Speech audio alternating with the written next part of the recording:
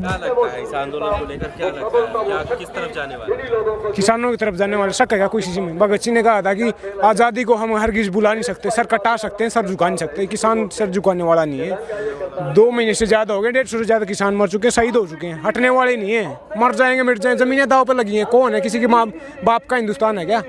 हटा के दिखाए कोई भी। कहाँ चले गए थे 26 जनवरी की घटना के बाद? यहाँ पर भीड़ कम हो गई थी। आप तो देखिए, जैसे शेर सुना है ना आपने, शेर दो कदम पीछे लेता है शेर, इसका मतलब क्या होता है कि लंबी छलांग मारेगा। तो ये 2 कदम पीछे थे, लंबी देख रहे हो ना कितनी भीड़ है। 26 जनवरी से ज़्यादा भीड़ है यहाँ पे। रही 26 जनवरी की बात, लाल किला की बात, 30 लाख किसान दिल्ली के अंदर आए। मैं गाजीपुर बॉर्डर था, वो जैसे ही बैरिकेड कम क्रॉस कर रहे थे, आंसू गैस के गोले छोड़ रही पुलिस। आगे नहीं बढ़ने दिया जा रहा था, दिल्ली के अंदर नहीं घुसने दिया जा रहा था। लेकिन लाल किला रिंग रोड से कई किलोमीटर दूर है, वहाँ पे कैसे चलेंगे किसान? समझ रहे हो ना?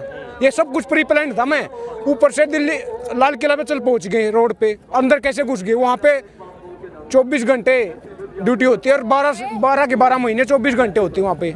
पैरावतन देश की तो और सबको पता है। फिर झंडा कैसे फहरा दिया? पुलिस वाले बैठ के गए थे, कुर्सी पे बैठ के देख रहे हैं। ये सब कुछ प्री प्लान था। एक तो 15 सेकंड का वीडियो चाहिए था उनको बदनाम करने के लिए, और क्या हो रहा है? ये तो कर रहे हैं। बीजेपी के विधायक ने आपको आतंकवादी कहा है कि यहाँ से गृह मंत्री को चिट्ठी लिखी है कि बीजेपी के कहने से नहीं हो सकता ना। देखिए, नत्था Singh and Prem Singh one and the same thing. ये साले एक ही क्लास में पढ़ते हैं, समझ रहे हो ना? कभी रमेश भी दुड़ी बोला बड़ुए हैं, बड़े 500 रुपये में बड़ुए, हम अन्नदाता को बड़ुए बोल रहा है। देश पाल दिया हमने, भूखा मरता था। अगर हम आतंकवादी हैं तो भला क्यों कर रहे आतंकवादी होगा? अगर किसान आतंकवादी है तो बोल रहे ना बार बार भला होगा किसान का, 3 कानून, तो भला क्यों कर रहे हो? आतंकवादी हो भला क्यों? अगर हम आतंकवादी हैं तो हमारा दाना पानी क्यों खा रहे हो, हमारा अन्न क्यों खा रहे हो? अगर हम आतंकवादी हैं तो होम मिनिस्ट्री क्या कर रही है? क्या कर रही है? उसके पास सारी एजेंसियां रहा है ना, ये IB है, दिल्ली पुलिस होम मिनिस्ट्री के अंडर आती है। What the whole hell home ministry doing? Why they are not taking action? कौन मना कर रहा है? मार रही ना गोली कौन है? अगर आतंकवादी तो बताऊं कौन है? साधु विप्रज्ञा ठाकुर 2008 में मालेगांव ब्लास्ट केस हुआ था, मैं उसकी मेन एक्यूट है। आतंकवाद के चार्ज हैं, हमें आतंकवादी बोल रहे हैं। गोडसे जिंदाबाद के नारे लगाते हैं पार्लियामेंट के अंदर, और हमें आतंकवादी बता रही है। 43% देश के पार्लियामेंट में क्रिमिनल बैठे हैं, according to association for democratic reform. ADR की रिपोर्ट बताती है। रात इंदौरी जी ने कहा था कि बन के हादसा बाजार में आ जाऊंगा, नहीं होगा वो अखबार में आ जाएगा कि चोर उचक्कों की करक उधर, पता नहीं कब कौन सी सरकार में आ जाएगा। तो वही तो हो रहा है। कुलदीप सेंगार रेपिस्ट, चिमन स्वामी रेपिस्ट और अपराधी हमारा कानून बना रहे हैं। बताया ना 43% है, तो हमारा कानून बना, ये ऐसे कानून बनेंगे? फिर सब कुछ तो प्राइवेट कर दिया। पर ये बताइए, इससे पहले जितने कानून सरकार ये लाई है, विरोध उनका भी हुआ है। उस वक्त आपने विरोध नहीं किया, लेकिन जिन लोगों ने विरोध किया उनको भी आतंकवादी कहा गया था, तो आप घर पर बैठे थे। यही तो गेम है, समझ रहे हैं? जो बोलेगा आतंकवादी, जो भगत है, चिंटू पप्पू पिट्ठू है सरकारों के, पता होगा सबको भगत कौन है। तो यही तो नैरेटिव, और क्या है? कोई बोलेगा एंटी नेशनल है, वो सोचेंगे हाँ यार पाकिस्तानी है तो इसके साथ नहीं लगना चाहिए।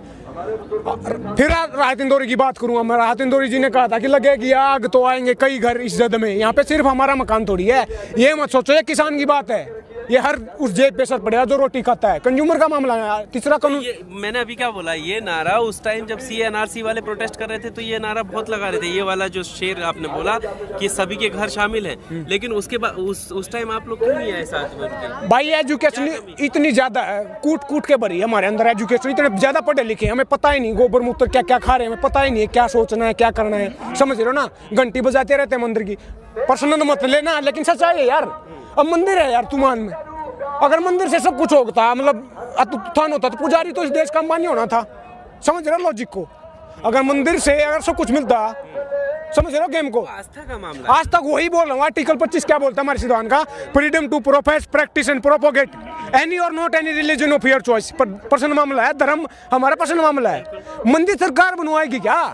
मंदिर क्या? अगर सरकार तो आप ही करते हो ना, सपोर्ट फिर वही कर रहे हैं ना जो एजुकेशन नहीं है, जिसके पास मेरे जैसे होंगे ना, जो पढ़ लिख के आए, किताब उठाई। भगत सिंह ने कहा था, इनकलाब ना तो पिस्तौल से आता ना बम से आता है, इनकलाब आता विचारों से, नॉलेज से, किताब से। ये किताब बोल रही है, समझ रहे हो?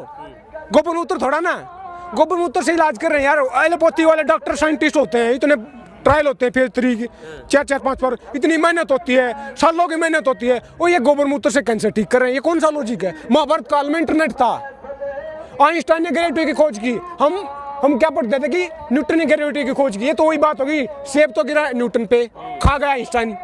समझ रहे हो ना? अगर महाभारत काल में इंटरनेट था तो फिर व्हाट्सएप यूनिवर्सिटी भी होगी, वहीं से पढ़ के आ रही है। समझ रहे? लॉजिक को समझो आप। मैं क्या बोल रहा हूँ, अगर मंदिर बनवा दिया, हमारी बेरोजगारी मिट गई, भूखमरी मिट गई, बेकारी मिट गई, स्कूल कॉलेज बन गए। आप एक इंटरेस्टिंग बात है, भगवान होता है उसको वो बोलते हैं सबसे बड़ा, सुप्रीम बोलते हैं। अगर क्या होता है कि वो हम उसके नीचे हैं, हमने उसने हमको बनाया सबको, अब उसकी क्या औकात रहेगी, हमने उसका घर बनवा दिया। समझो इस बात को।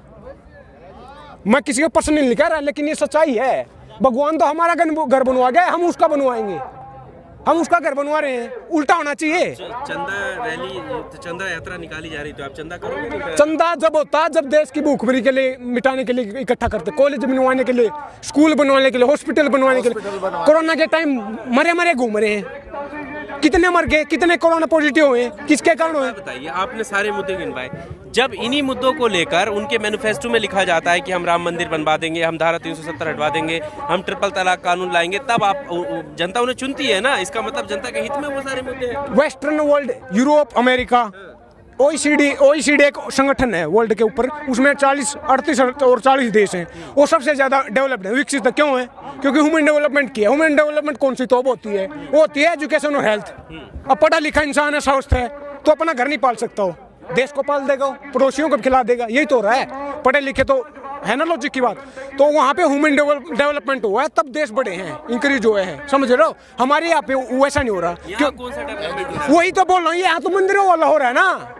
मंदिर बनवाओ यार।